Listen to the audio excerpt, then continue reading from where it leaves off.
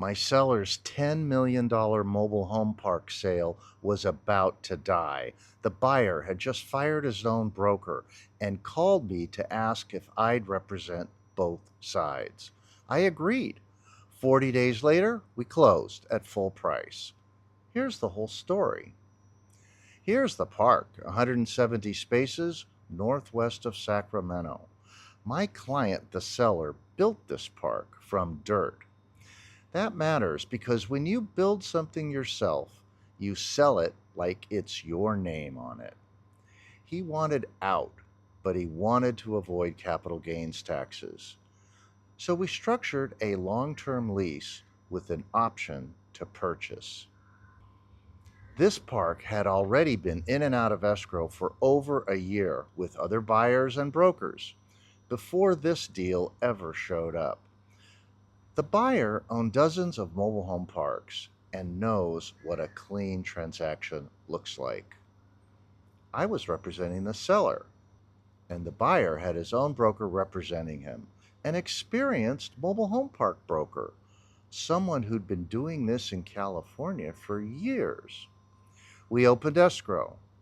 We got halfway through due diligence. And then everything slowed down and stalled.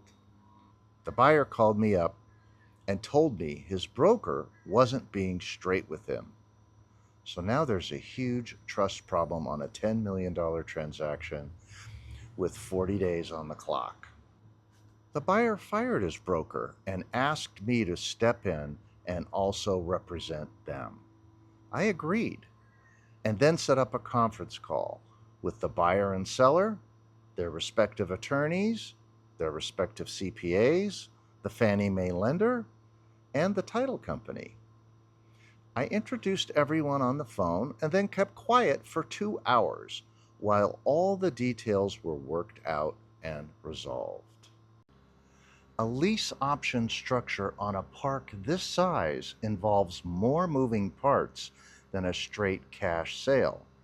The lease terms, the option price, the tax structuring the seller needed, the buyer's new loan, and paying off the existing debt. And so you heard that right. We put a new Fannie Mae fixed rate loan on a lease option sale. And I closed that park at $10 million. The lease, with an option structured to protect the seller from capital gains, sold to a buyer sophisticated enough to know exactly what he was getting into. Everyone walked away satisfied. If you're sitting on a park you built or have owned for decades, the tax bill on a straight sale might be the real reason you haven't sold yet. A lease option isn't the answer for every seller, but if nobody's ever brought it up to you, that's worth asking why. And if you're already in escrow and it doesn't feel right, if your broker's story keeps changing, if the deal's been dragging along for months, you are allowed to stop. You are allowed to ask for a neutral opinion before you sign anything else.